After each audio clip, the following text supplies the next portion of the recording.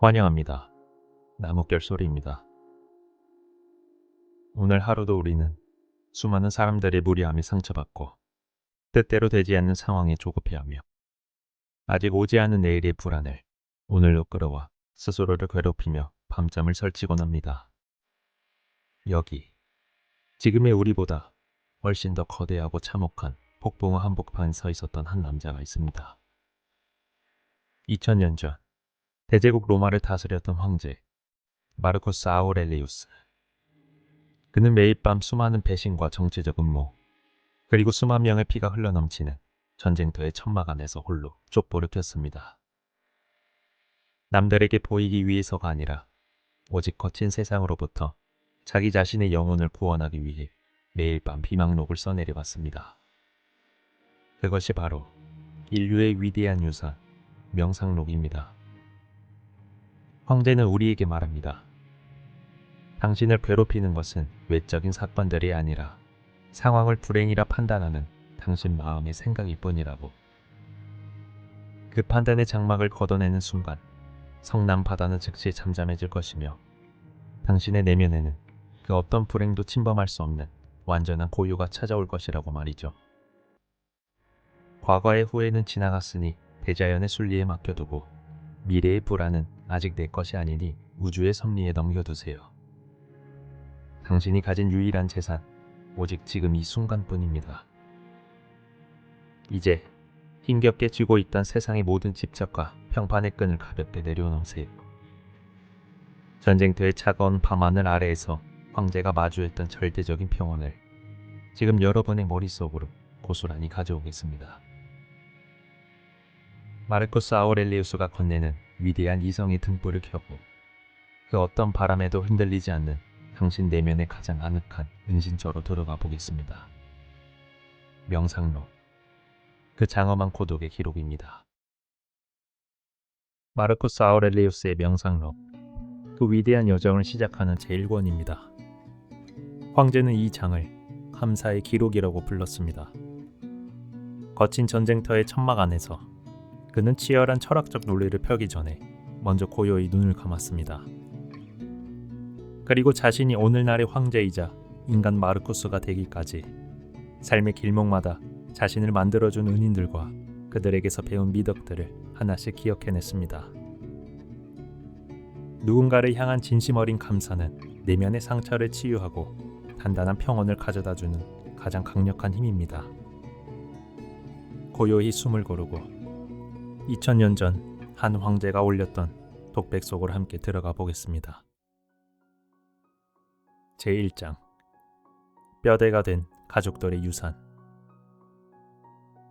1절. 나의 할아버지 베루스에게서는 온화한 성품을 지니는 법과 마음속에서 치밀어 오르는 분노와 격정적인 감정을 다스리는 법을 배웠습니다. 황제는 일찍 여인 친부의 기억을 온 힘을 다해 붙잡으며 내면의 기둥을 세웁니다. 2절. 나를 낳아주신 아버지의 명성과 그에 대한 기억을 통해서는 매사에 겸손하면서도 부끄러움을 아는 태도, 그리고 장부다운 굳건한 품행을 배웠습니다. 그리고 삶의 가장 가까운 곳에서 소박함의 가치를 보여준 어머니를 떠올립니다. 3절. 나의 어머니에게서는 신을 경건하게 공경하는 마음과 남에게 아낌없이 베푸는 관대함을 배웠습니다. 또한 악한 행동을 저지르지 않는 것은 물론이요, 마음속으로도 아예 악한 생각을 품지 않는 법을 배웠습니다. 나아가 큰 부를 누리는 이들이 빠지기 쉬운 사치와 낭비를 멀리하고 그저 소박하고 검소하게 먹고 마시는 법을 배웠습니다. 황제는 집안의 어른들이 자신에게 아낌없이 투자해준 교육적 환경에도 깊은 감사를 표합니다. 나의 중저부에게서는 대중들이 모이는 공공학교나 학술원에만 의존하지 않고 집에서도 훌륭한 스승들을 모셔와 가르침을 받아야 한다는 것을 배웠습니다. 그리고 배움을 위해서라면 아낌없이 비용을 지불하는 것이 결코 아깝지 않은 일임을 알게 되었습니다. 제2장, 세상의 유혹에 흔들리지 않는 법. 어린 시절 부모의 품을 떠나 자신을 올바르게 훈육해준 양육자의 가르침은 황제가 평생 대중의 선동에 휩쓸리지 않는 법뒷목이 되었습니다. 5절.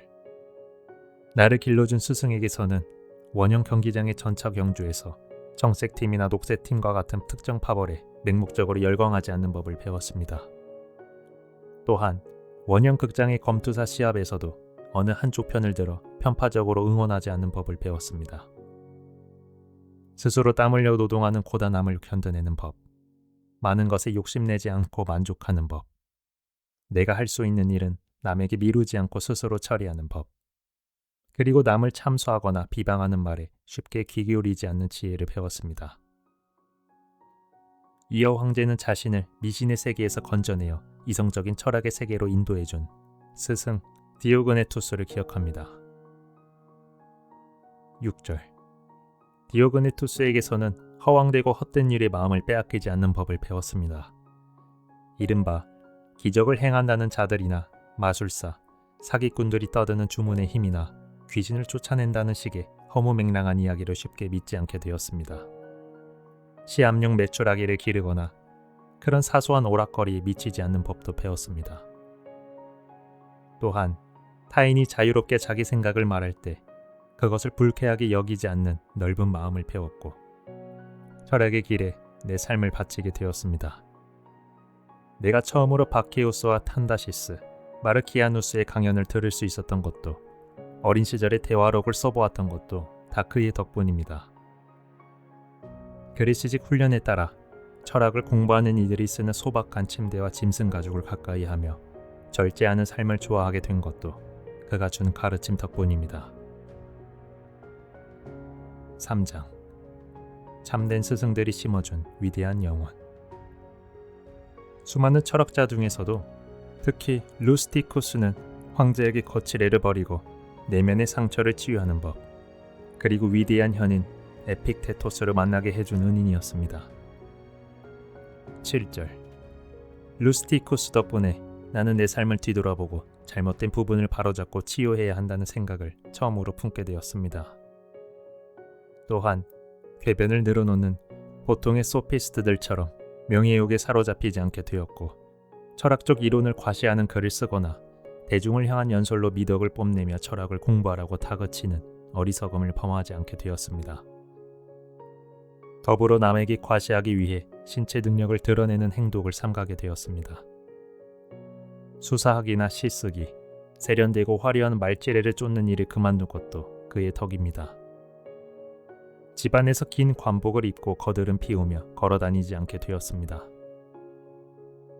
또한 그는 시누에사에서 나의 어머니에게 보낸 편지처럼 어떠한 가식이나 정성을 들인 흔적 없이 소박하게 편지 쓰는 법을 가르쳐 주었습니다. 나에게 잘못을 저지르고 상처를 준 사람이라 할지라도 그가 다시 나에게 다가와 화해를 청한다면 언제든 기쁜 마음으로 쉽게 용서하고 받아들이는 관대함을 배웠습니다. 책을 읽을 때는 건성으로 대충 읽어 피상적인 지식에 만족하지 않고 깊이 있게 탐구해야 하며 사람들이 흔히 떠드는 말에 쉽게 동조하지 말아야 한다는 것도 깨달았습니다. 마지막으로 그가 소장하고 있던 에픽테토스의 대화록을 나에게 직접 건네주어 고귀한 가르침을 마주할 수 있게 해준 것에 깊이 감사하고 있습니다. 이어서 아폴로니우스라는 스승을 통해서는 감정이 휘둘리지 않는 단단함과 동시에 타인을 대하는 유연함을 함께 배웁니다. 8절. 아폴로니우스에게서는 진정한 자유가 무엇인지 그리고 흔들림 없는 견고한 마음이 무엇인지를 배웠습니다. 아주 사소한 일에서조차 오직 올바른 이성과 본성만을 유일한 나침반으로 삼아야 한다는 것을 배웠습니다. 극심한 통증에 시달릴 때나 자식을 잃은 슬픔에 잠길 때나 만성 질환으로 고통받을 때에도 언제나 변함없이 중심을 지키는 사람이 되어야 함을 배웠습니다. 그는 한 사람이 매사에 열정적이면서도 동시에 부드럽고 여유로울 수 있음을 스스로 살아있는 모범으로 보여주었습니다. 강연이나 수업을 들을 때 학생들이 이해하지 못한다고 해서 쉽게 짜증내거나 화내지 않는 성품을 지녔습니다. 스토아 철학의 심오한 이론과 격언들을 남에게 가르치고 설득하는 자신의 뛰어난 재능을 가장 사소한 선물인 것처럼 여기며 겸손할 줄 아는 진정한 스승이었습니다. 또한 친구들이 베푸는 호의와 친절을 받을 때 호의에 종속되어 내 주관을 잃지 않으면서도 결코 무감각하거나 배은망덕한 사람처럼 보이지 않게 세련되게 처신하는 법을 그에게서 배웠습니다. 황제의 감사는 내면의 깊은 화평으로 이어집니다. 섹스투스라는 스승은 황제에게 인자함의 원형이 되어 주었습니다. 9절. 섹스투스에게서는 인자함이 무엇인지를 배웠고 가장적인 부성애로 운영되는 화목한 가정의 판본을 보았습니다. 자연의 섭리에 따라 순리대로 살아가는 삶의 자세를 배웠습니다. 가식 없이 엄숙하면서도 품위 있게 행동하는 법을 배웠고 친구들의 다양한 기질을 세심하게 살피는 배려를 배웠습니다. 그리하여 무지한 이들의 어리석음에 화내지 않고 대중의 얕은 의견에 휩쓸린 이들에게 철학자들의 의론을 들이대며 성급하게 다그치지 않게 되었습니다. 그의 대화법은 어떠한 아첨꾼의 아양보다도 달콤하고 즐거웠기에 주위 사람들은 그를 만날 때 가장 깊은 존경과 경외심을 보냈습니다.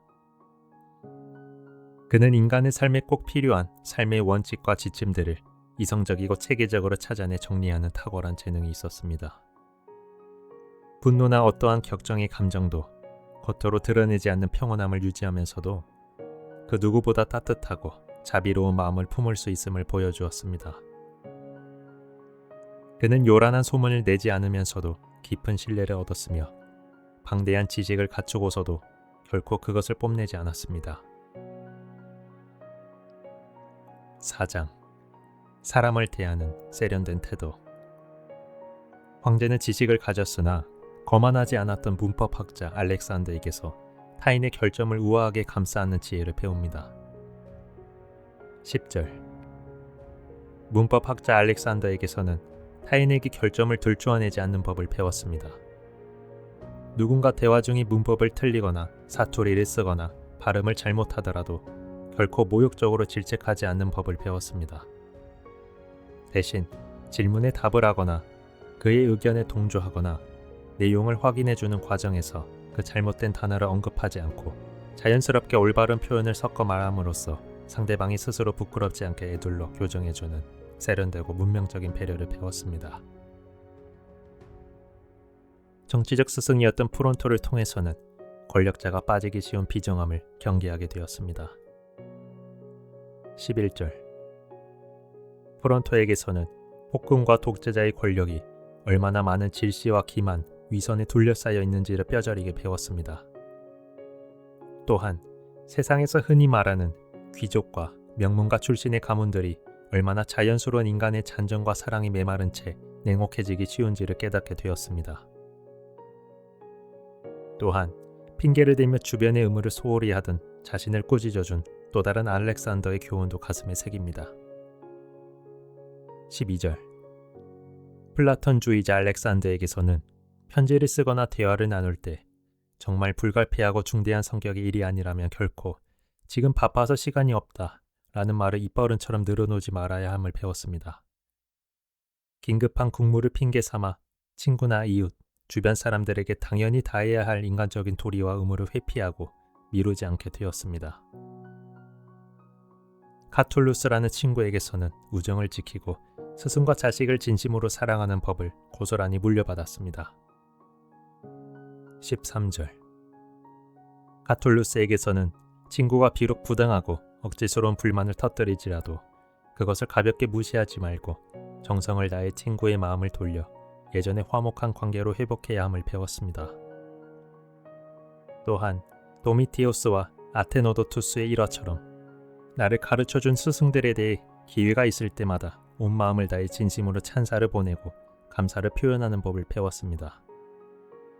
그리고 자식들을 진정 어린 사랑으로 극진히 아끼는 부성애를 배웠습니다. 5장. 공화국의 이상과 절대 요새 같은 영혼. 형제 세베루스는 황제의 가슴 속에 모든 인간이 평등한 위대한 나라의 이상을 심어준 가장 소중한 동반자였습니다. 14절. 나의 형제 세베루스에게서는 집안 사람들과 온 가족을 친절과 사랑으로 대하는 법을 배웠습니다.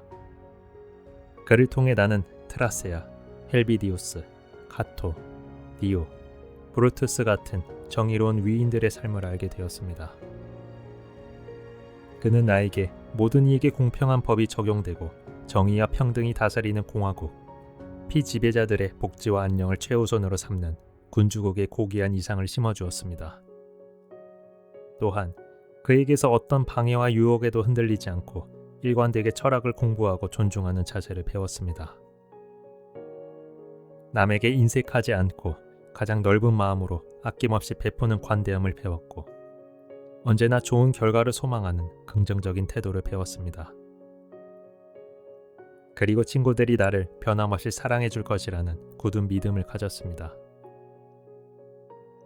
그는 누군가를 책망할 일이 있으면 숨기지 않고 솔직하게 말했기에 그의 친구들은 그가 무엇을 원하고 무엇을 싫어하는지 굳이 눈치를 보지 않아도 알 수 있었습니다. 그만큼 그는 투명하고 정직한 사람이었습니다. 클라우디우스 막시무스는 질병과 재난 속에서도 주체성을 잃지 않는 인간의 영혼이 얼마나 장엄한지를 몸소 증명해 보였습니다. 15절 클라우디우스 막시무스에게서는 매사에 나 자신을 통제하는 주인으로서의 힘을 지니고 그 어떤 외부의 유혹이나 경륜에도 휩쓸리지 않는 법을 배웠습니다. 질병이나 갑작스러운 재난이 닥쳐오더라도 늘 대담하고 유쾌한 기운을 잃지 않는 법을 배웠습니다. 온화함과 엄숙함, 품위를 조화롭게 유지하고 내가 맡은 일은 불평불만 없이 묵묵하고 철저하게 완수하는 자세를 배웠습니다. 그가 무슨 말을 하든 모든 사람이 그의 진심을 믿었고 그가 무슨 행동을 하든 다 좋은 의도에서 비롯된 것임을 확신하게 만드는 인품을 가졌습니다. 그는 어떤 놀라운 일 앞에서도 경고망동하지 않았고 서두르는 법이 없었으나 결코 굼뜨지도 않았습니다. 당황하거나 낙담하지 않았고 때맞춰 부적절하게 크게 웃거나 분노의 의심에 사로잡히지 않았습니다. 늘 선을 행하고 용서하며 진실만을 말할 준비가 되어 있었습니다. 그는 타인에 의해 교정된 사람이 아니라 태생부터 올바르고 고든 사람처럼 보였습니다. 그 누구도 그의 앞에서 자신이 무시당한다고 느끼지 않았고 감히 그보다 자신이 더 훌륭한 사람이라고 자만하지도 못했습니다.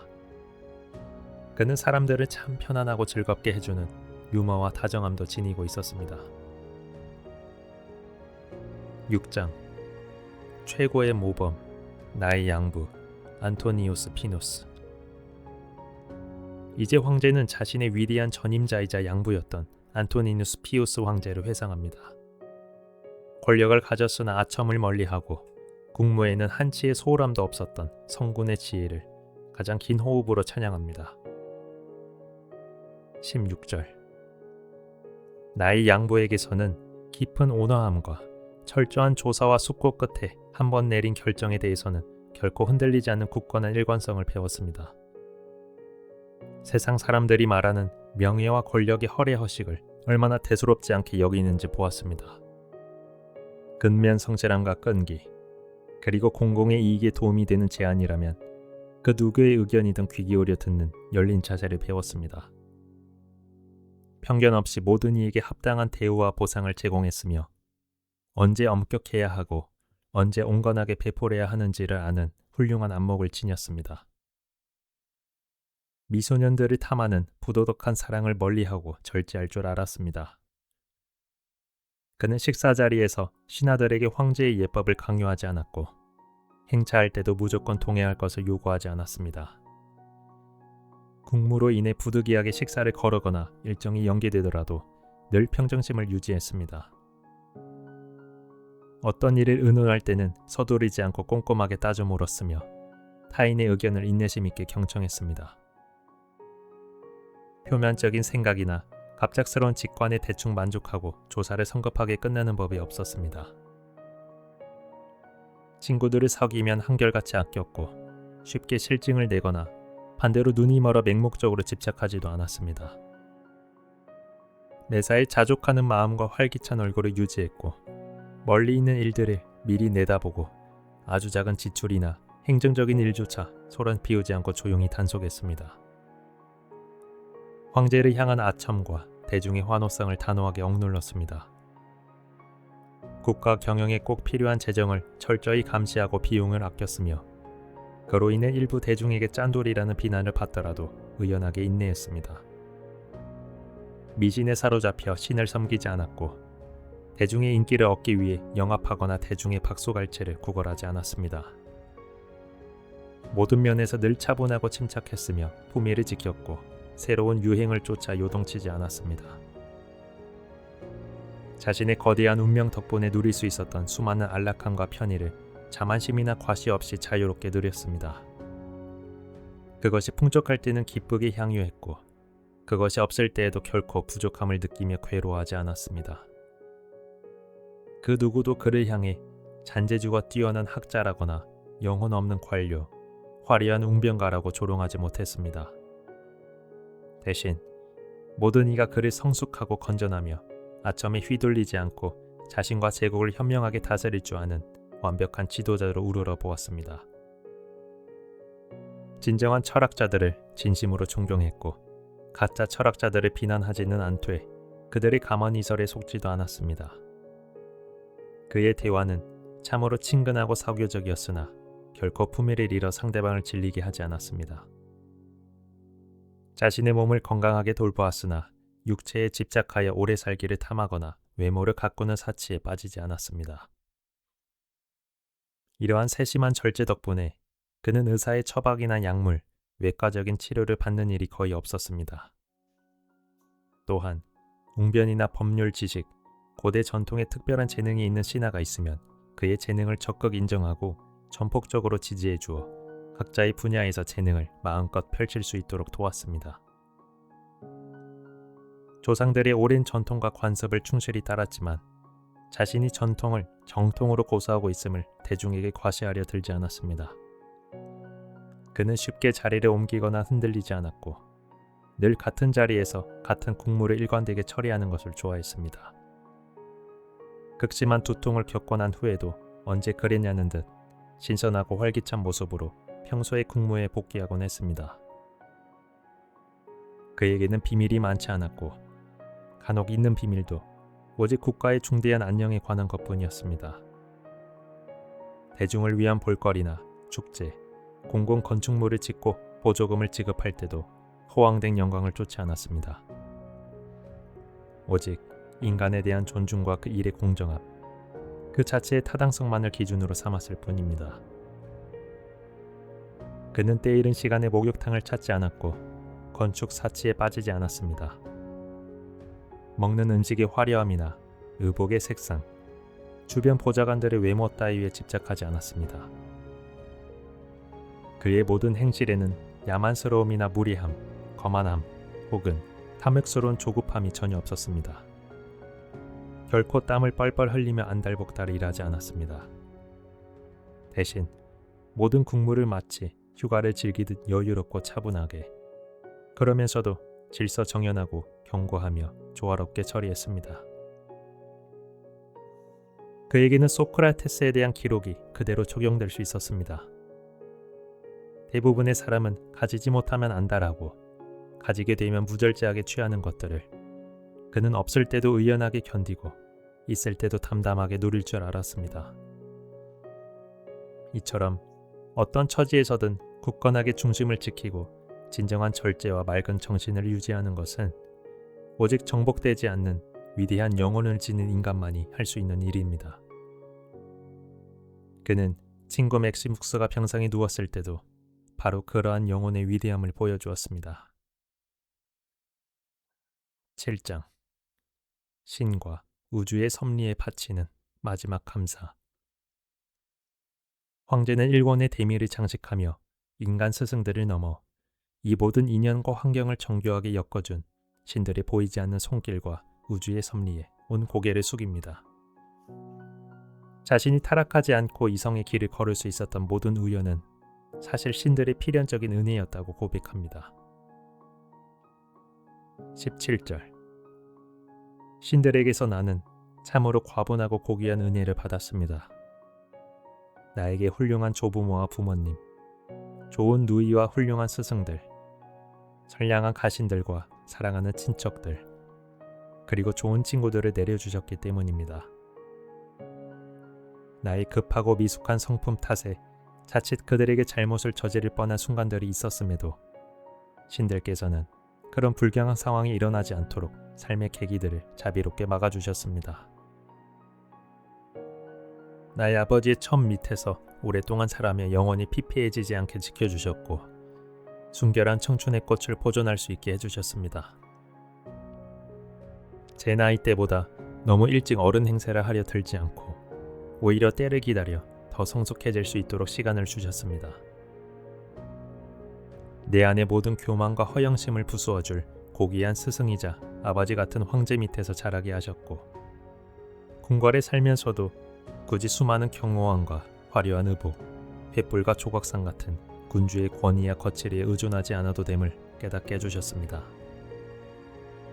황제라 할지라도 스스로를 평범한 시민의 삶처럼 소박하게 낮출 수 있으며 그러면서도 군주의 권위와 통치력이 필요한 국무 앞에서는 결코 유약하거나 소홀해지지 않을 수 있음을 배우게 하셨습니다.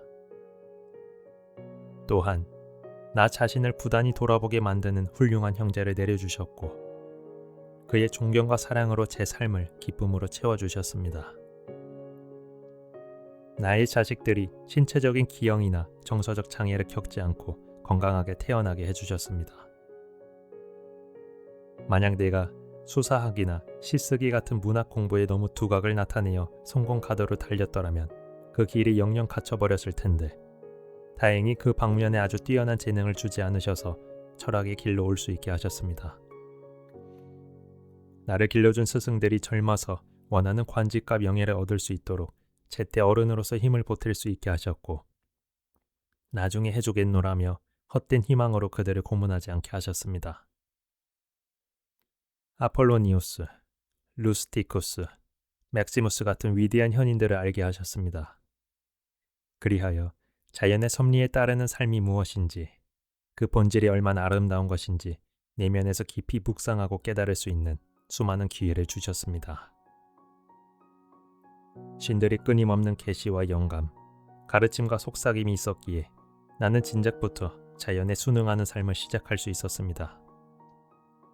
만약 내가 아직도 그렇게 살지 못하고 있다면 그것은 오직 신들의 내적인 신호와 명백한 지침들을 무시하고 따르지 않은 나 자신의 게으름 때문입니다. 허약한 필사의 몸으로 이 거친 제국의 짐을 지고서도 이토록 오랫동안 건강을 유지하며 버틸 수 있게 하신 것도 신들의 은혜입니다. 베네딕타나 테오도토스 같은 육체적 유혹에 깊이 빠지지 않게 하셨고 살아가며 간혹 사랑의 격정에 휩쓸릴 때도 이성을 잃지 않고 조기에 치유될 수 있게 하셨습니다. 루스티쿠스 스승에게 간혹 서운하고 화가 나는 순간이 있었을지라도 나중에 후회할 만한 가혹한 업을 저지르지 않게 막아주셨습니다. 나의 어머니가 비록 젊은 나이에 세상을 떠나셨어야 했지만 적어도 삶의 마지막 해는 내 곁에서 함께 평온하게 보내실 수 있도록 허락해 주셨습니다. 내가 가난하고 공경에 처한 백성들을 도우려 할 때마다 재정이 부족하다는 핑계로 베풀지 못하는 일이 없게 하셨고 반대로 내가 남에게 구걸하거나 빚을 지는 비참한 상황을 겪지 않게 지켜주셨습니다. 이토록 고분고분하고 사랑스러우며 가식 없이 순수한 아내를 만나게 해주신 것도 신들의 축복입니다. 나의 소중한 아이들을 정성을 다해 길러줄 유능하고 믿음직한 교사들을 분별하여 선임할 수 있게 하셨습니다. 꿈을 통해서 나에게 계시를 내려주셔서 피를 토하는 만성 질환을 다스리는 법과 어지럼증을 치유하는 법을 알려주셨습니다. 마치 크리세스가 바닷가에서 간절히 기도했을 때 응답을 받았던 것처럼 카이에타에서 나에게 치유의 은혜를 베풀어 주셨습니다. 그리고 내가 철학에 처음 입문했을 때 궤변을 일삼는 소피스트들의 소나기에 빠져 시간을 허비하지 않게 하셨습니다. 책더미 속에 파묻혀 인생을 낭비하거나 말장난 같은 논리적 오류를 푸는 데 집착하지 않게 하셨고 기상현상이나 자연의 신비 같은 허무한 사색에 매몰되지 않게 지켜주셨습니다. 내 삶에 깃든 이 모든 기적과 축복은 오직 신들의 자비로운 조력과 대자연의 선한 운명이 함께했기에 가능한 일이었습니다. 자신의 삶을 가득 채운 은혜를 하나하나 세어보며 비로소 마음의 완전한 요새를 완성한 한 황제의 위대한 고백. 제1권이 이렇게 끝을 맺습니다. 제1장 뼈대가 된 가족들의 유산. 1절 나의 할아버지 베루스에게서는 온화한 성품을 지니는 법과 마음속에서 치밀어 오르는 분노와 격정적인 감정을 다스리는 법을 배웠습니다. 황제는 일찍 여인 친부의 기억을 온 힘을 다해 붙잡으며 내면의 기둥을 세웁니다. 2절 나를 낳아주신 아버지의 명성과 그에 대한 기억을 통해서는 매사에 겸손하면서도 부끄러움을 아는 태도, 그리고 장부다운 굳건한 품행을 배웠습니다. 그리고 삶의 가장 가까운 곳에서 소박함의 가치를 보여준 어머니를 떠올립니다. 3절 나의 어머니에게서는 신을 경건하게 공경하는 마음과 남에게 아낌없이 베푸는 관대함을 배웠습니다. 또한 악한 행동을 저지르지 않는 것은 물론이요, 마음속으로도 아예 악한 생각을 품지 않는 법을 배웠습니다. 나아가 큰 부를 누리는 이들이 빠지기 쉬운 사치와 낭비를 멀리하고 그저 소박하고 검소하게 먹고 마시는 법을 배웠습니다. 황제는 집안의 어른들이 자신에게 아낌없이 투자해준 교육적 환경에도 깊은 감사를 표합니다. 나의 중저부에게서는 대중들이 모이는 공공학교나 학술원에만 의존하지 않고 집에서도 훌륭한 스승들을 모셔와 가르침을 받아야 한다는 것을 배웠습니다.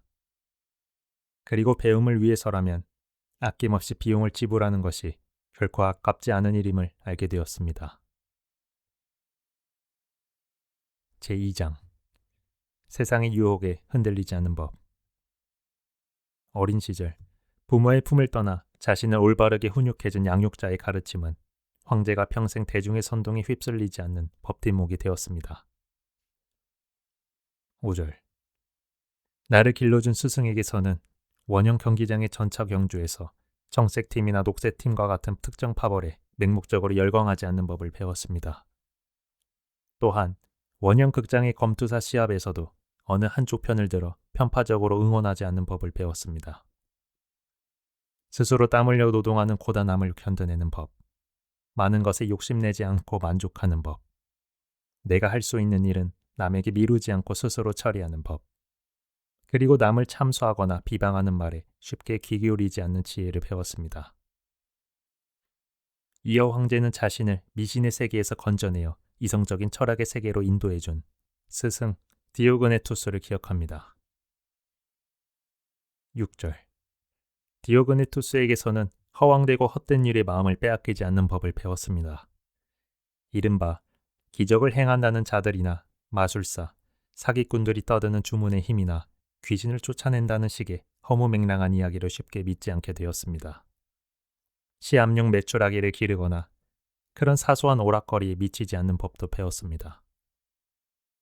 또한 타인이 자유롭게 자기 생각을 말할 때 그것을 불쾌하게 여기지 않는 넓은 마음을 배웠고 철학의 길에 내 삶을 바치게 되었습니다. 내가 처음으로 바케오스와 탄다시스, 마르키아누스의 강연을 들을 수 있었던 것도 어린 시절에 대화록을 써보았던 것도 다 그의 덕분입니다. 그리스식 훈련에 따라 철학을 공부하는 이들이 쓰는 소박한 침대와 짐승 가죽을 가까이 하며 절제하는 삶을 좋아하게 된 것도 그가 준 가르침 덕분입니다. 3장 참된 스승들이 심어준 위대한 영혼.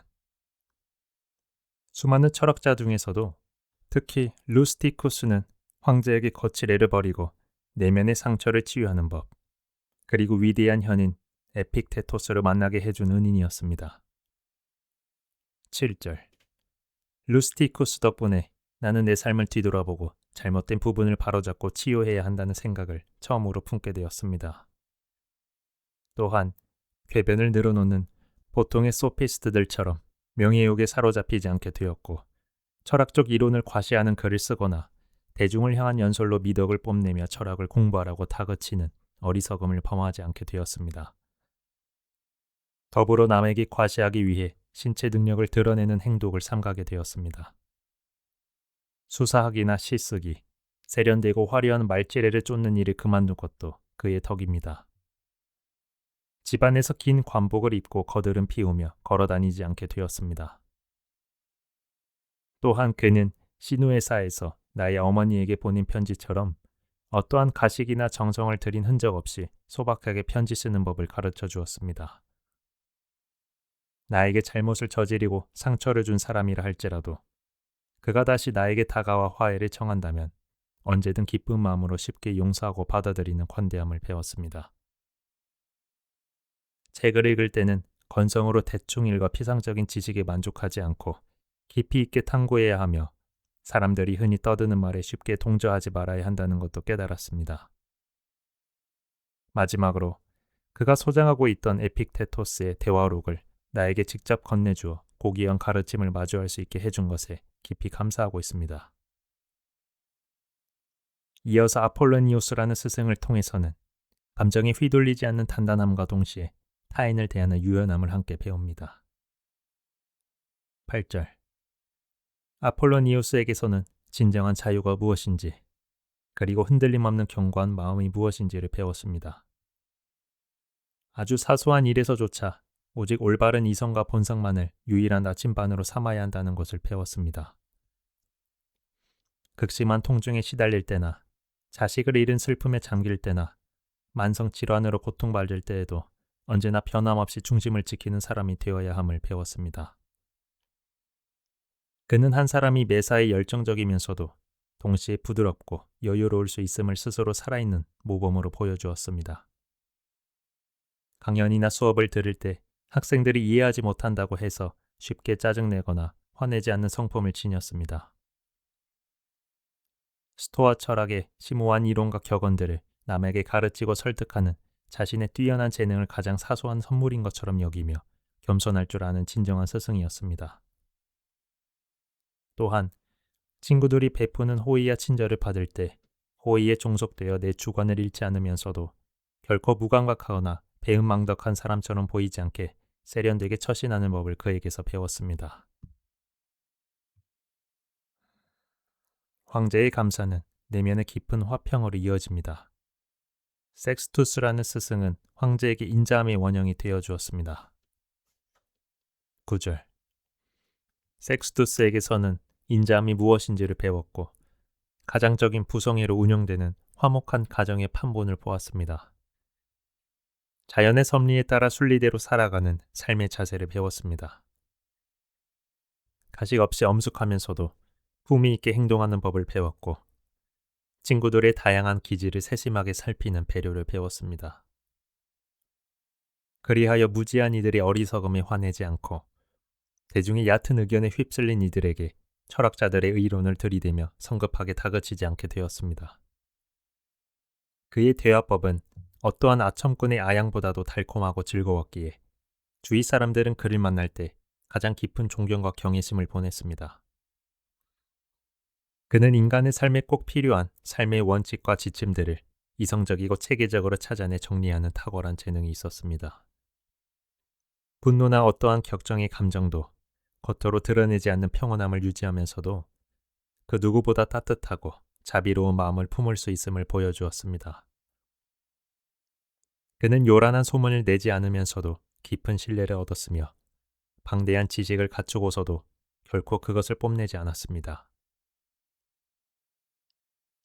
4장 사람을 대하는 세련된 태도 황제는 지식을 가졌으나 거만하지 않았던 문법학자 알렉산더에게서 타인의 결점을 우아하게 감싸 안는 지혜를 배웁니다. 10절 문법학자 알렉산더에게서는 타인에게 결점을 들추어내지 않는 법을 배웠습니다. 누군가 대화 중에 문법을 틀리거나 사투리를 쓰거나 발음을 잘못하더라도 결코 모욕적으로 질책하지 않는 법을 배웠습니다. 대신 질문에 답을 하거나 그의 의견에 동조하거나 내용을 확인해주는 과정에서 그 잘못된 단어를 언급하지 않고 자연스럽게 올바른 표현을 섞어 말함으로써 상대방이 스스로 부끄럽지 않게 애둘러 교정해주는 세련되고 문명적인 배려를 배웠습니다.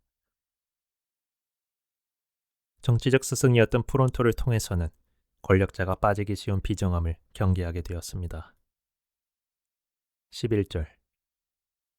프론토에게서는 폭군과 독재자의 권력이 얼마나 많은 질시와 기만, 위선에 둘러싸여 있는지를 뼈저리게 배웠습니다. 또한 세상에서 흔히 말하는 귀족과 명문가 출신의 가문들이 얼마나 자연스러운 인간의 잔정과 사랑이 메마른 채 냉혹해지기 쉬운지를 깨닫게 되었습니다. 또한 핑계를 대며 주변의 의무를 소홀히 하던 자신을 꾸짖어준 또 다른 알렉산더의 교훈도 가슴에 새깁니다. 12절. 플라톤주의자 알렉산더에게서는 편지를 쓰거나 대화를 나눌 때 정말 불가피하고 중대한 성격의 일이 아니라면 결코 지금 바빠서 시간이 없다 라는 말을 입버릇처럼 늘어놓지 말아야 함을 배웠습니다. 긴급한 국무를 핑계 삼아 친구나 이웃, 주변 사람들에게 당연히 다해야 할 인간적인 도리와 의무를 회피하고 미루지 않게 되었습니다. 카툴루스라는 친구에게서는 우정을 지키고 스승과 자식을 진심으로 사랑하는 법을 고스란히 물려받았습니다. 13절. 카툴루스에게서는 친구가 비록 부당하고 억지스러운 불만을 터뜨리지라도 그것을 가볍게 무시하지 말고 정성을 다해 친구의 마음을 돌려 예전의 화목한 관계로 회복해야 함을 배웠습니다. 또한 도미티오스와 아테노도투스의 일화처럼 나를 가르쳐준 스승들에 대해 기회가 있을 때마다 온 마음을 다해 진심으로 찬사를 보내고 감사를 표현하는 법을 배웠습니다. 그리고 자식들을 진정 어린 사랑으로 극진히 아끼는 부성애를 배웠습니다. 5장. 공화국의 이상과 절대 요새 같은 영혼. 형제 세베루스는 황제의 가슴 속에 모든 인간이 평등한 위대한 나라의 이상을 심어준 가장 소중한 동반자였습니다. 14절. 나의 형제 세베루스에게서는 집안 사람들과 온 가족을 친절과 사랑으로 대하는 법을 배웠습니다. 그를 통해 나는 트라세아, 헬비디우스, 카토, 디오, 브루투스 같은 정의로운 위인들의 삶을 알게 되었습니다. 그는 나에게 모든 이에게 공평한 법이 적용되고 정의와 평등이 다스리는 공화국, 피지배자들의 복지와 안녕을 최우선으로 삼는 군주국의 고귀한 이상을 심어주었습니다. 또한 그에게서 어떤 방해와 유혹에도 흔들리지 않고 일관되게 철학을 공부하고 존중하는 자세를 배웠습니다. 남에게 인색하지 않고 가장 넓은 마음으로 아낌없이 베푸는 관대함을 배웠고 언제나 좋은 결과를 소망하는 긍정적인 태도를 배웠습니다. 그리고 친구들이 나를 변함없이 사랑해 줄 것이라는 굳은 믿음을 가졌습니다.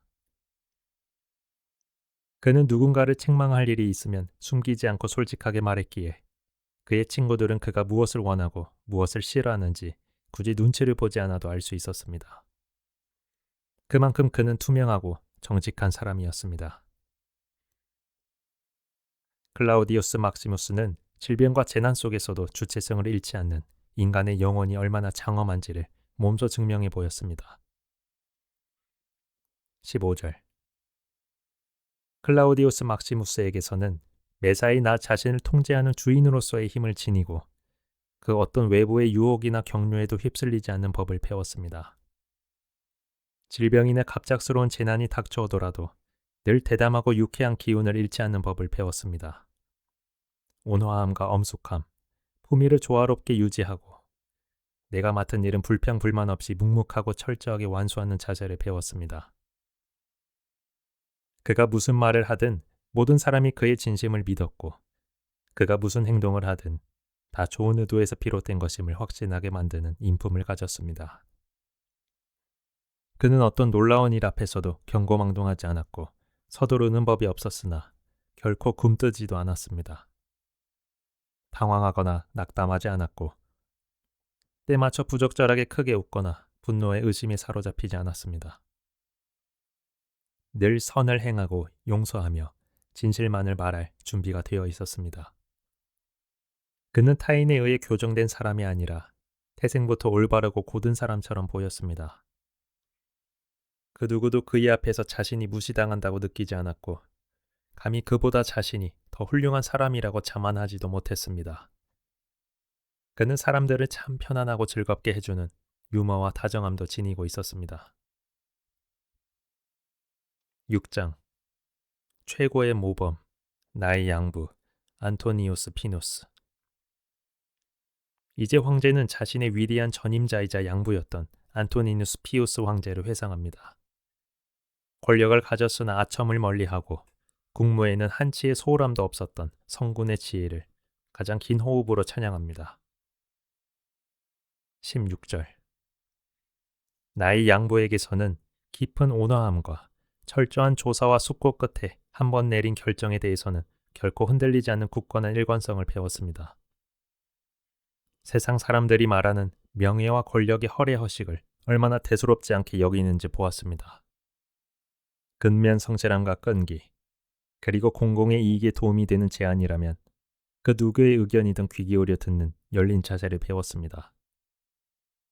편견 없이 모든 이에게 합당한 대우와 보상을 제공했으며 언제 엄격해야 하고 언제 온건하게 베풀어야 하는지를 아는 훌륭한 안목을 지녔습니다. 미소년들을 탐하는 부도덕한 사랑을 멀리하고 절제할 줄 알았습니다.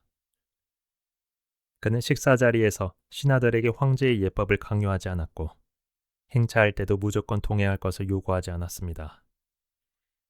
국무로 인해 부득이하게 식사를 거르거나 일정이 연기되더라도 늘 평정심을 유지했습니다.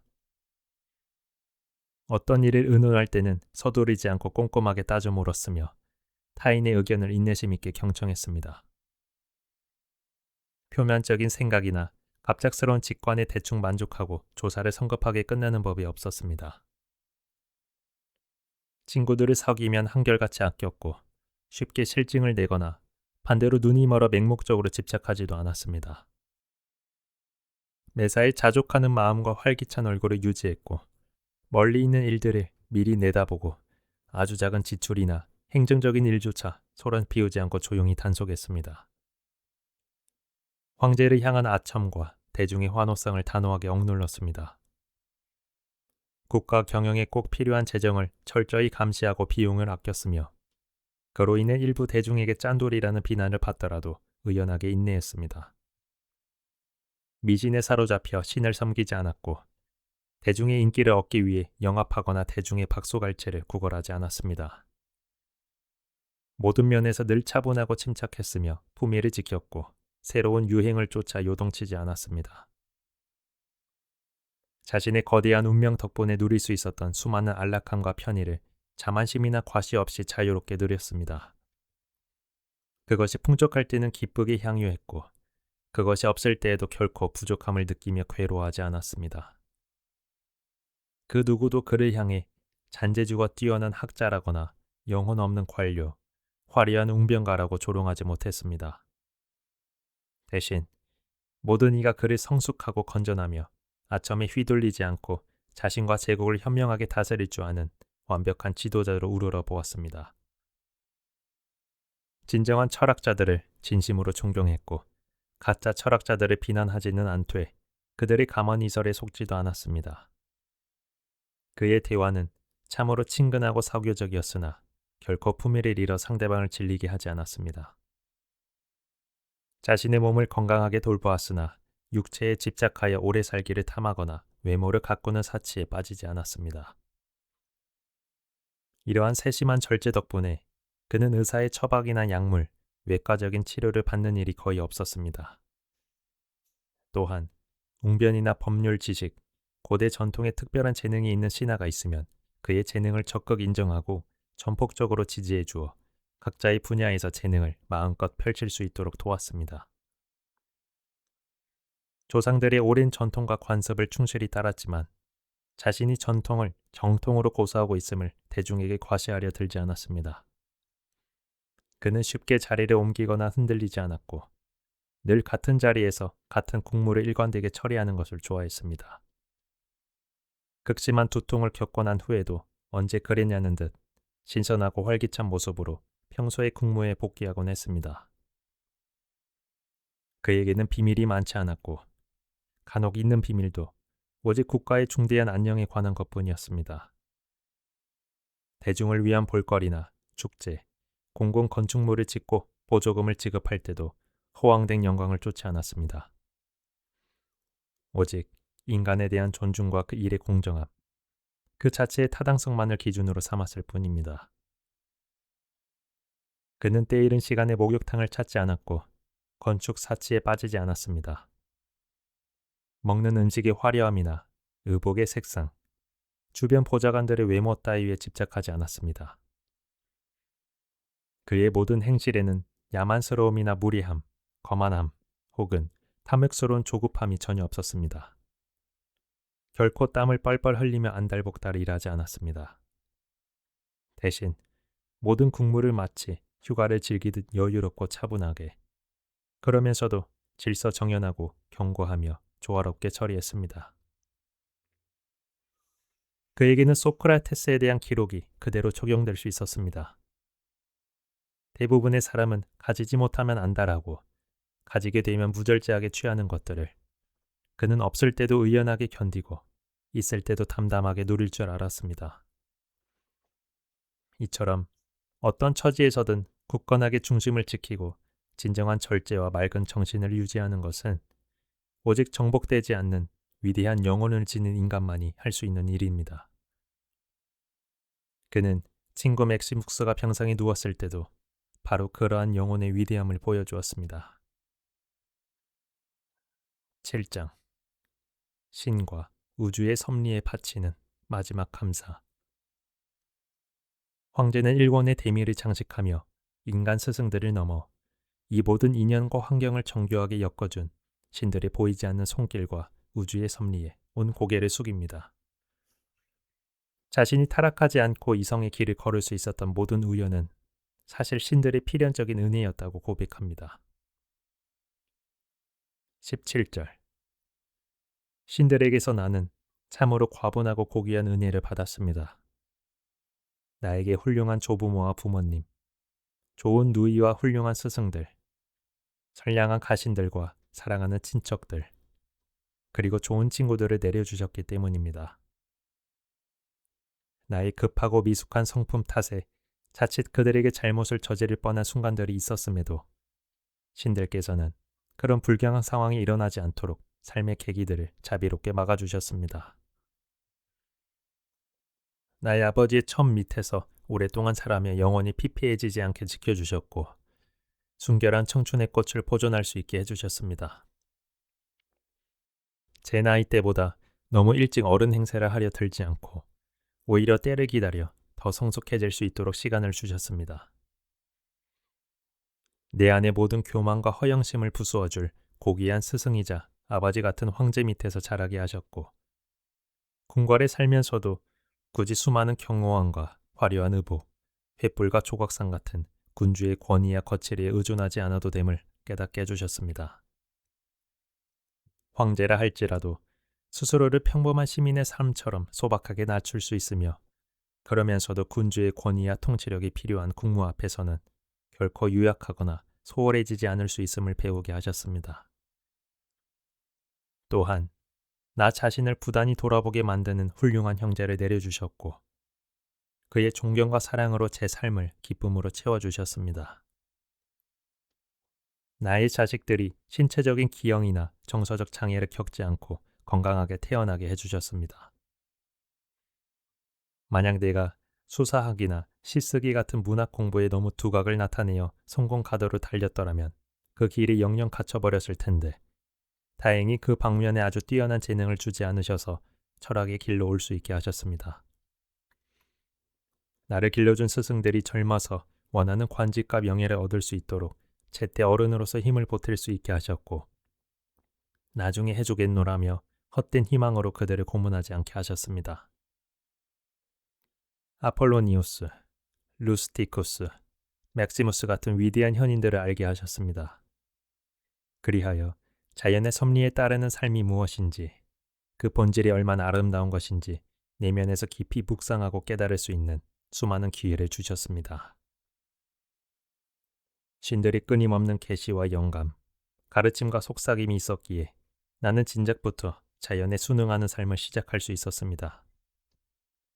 만약 내가 아직도 그렇게 살지 못하고 있다면 그것은 오직 신들의 내적인 신호와 명백한 지침들을 무시하고 따르지 않은 나 자신의 게으름 때문입니다. 허약한 필사의 몸으로 이 거친 제국의 짐을 지고서도 이토록 오랫동안 건강을 유지하며 버틸 수 있게 하신 것도 신들의 은혜입니다. 베네딕타나 테오도토스 같은 육체적 유혹에 깊이 빠지지 않게 하셨고, 살아가며 간혹 사랑의 격정에 휩쓸릴 때도 이성을 잃지 않고 조기에 치유될 수 있게 하셨습니다. 루스티쿠스 스승에게 간혹 서운하고 화가 나는 순간이 있었을지라도 나중에 후회할 만한 가혹한 업을 저지르지 않게 막아주셨습니다. 나의 어머니가 비록 젊은 나이에 세상을 떠나셨어야 했지만 적어도 삶의 마지막 해는 내 곁에서 함께 평온하게 보내실 수 있도록 허락해 주셨습니다. 내가 가난하고 공경에 처한 백성들을 도우려 할 때마다 재정이 부족하다는 핑계로 베풀지 못하는 일이 없게 하셨고, 반대로 내가 남에게 구걸하거나 빚을 지는 비참한 상황을 겪지 않게 지켜주셨습니다. 이토록 고분고분하고 사랑스러우며 가식 없이 순수한 아내를 만나게 해주신 것도 신들의 축복입니다. 나의 소중한 아이들을 정성을 다해 길러줄 유능하고 믿음직한 교사들을 분별하여 선임할 수 있게 하셨습니다. 꿈을 통해서 나에게 계시를 내려주셔서 피를 토하는 만성 질환을 다스리는 법과 어지럼증을 치유하는 법을 알려주셨습니다.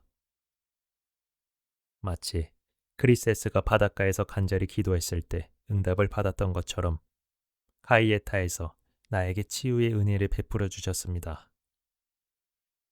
그리고 내가 철학에 처음 입문했을 때 궤변을 일삼는 소피스트들의 소나기에 빠져 시간을 허비하지 않게 하셨습니다. 책더미 속에 파묻혀 인생을 낭비하거나 말장난 같은 논리적 오류를 푸는 데 집착하지 않게 하셨고, 기상현상이나 자연의 신비 같은 허무한 사색에 매몰되지 않게 지켜주셨습니다. 내 삶에 깃든 이 모든 기적과 축복은 오직 신들의 자비로운 조력과 대자연의 선한 운명이 함께했기에 가능한 일이었습니다. 자신의 삶을 가득 채운 은혜를 하나하나 세어보며 비로소 마음의 완전한 요새를 완성한 한 황제의 위대한 고백. 제1권이 이렇게 끝을 맺습니다.